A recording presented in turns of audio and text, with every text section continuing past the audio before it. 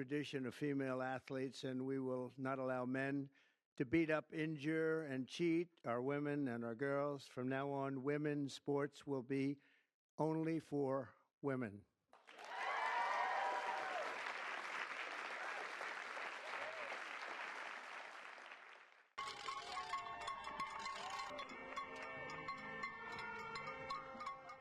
It's a controversial move that's sparking outrage and legal battles across the US.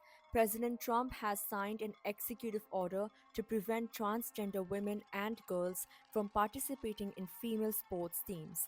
But what challenges could this order face in court? In this explainer, we break down the key legal issues at play.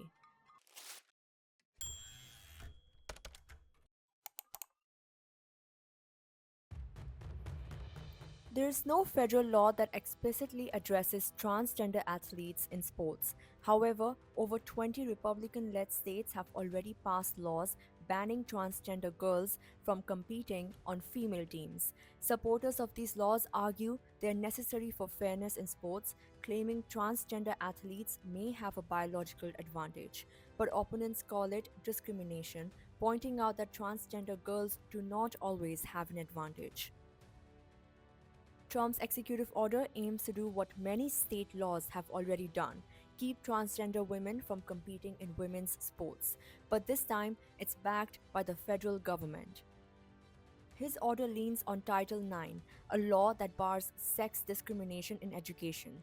Trump's interpretation of this law suggests that transgender girls should not compete in girls' sports. The order also directs the Justice Department to enforce this policy, including cutting off federal funding to non compliant schools. This order is expected to face legal challenges similar to those seen with state laws. Transgender athletes have already sued to block these bans, arguing they violate their rights under the US Constitution and Title IX. The 2020 US Supreme Court ruling made clear that discrimination against transgender people counts as sex discrimination, which Title VII already protects against. Although Title VII applies to employment, courts often interpret Title IX in the same way. In the past, courts have blocked several state laws aimed at banning transgender athletes. For example, the Ninth U.S. Circuit Court of Appeals ruled against Idaho's law banning transgender athletes, saying it likely discriminated on the basis of sex. Courts in other states, including West Virginia, Arizona, and New Hampshire, have also temporarily blocked enforcement of these bans while cases are still in court. However, there have been some state level victories. For example, a judge recently allowed a law in Nassau County, New York, to enforce its ban.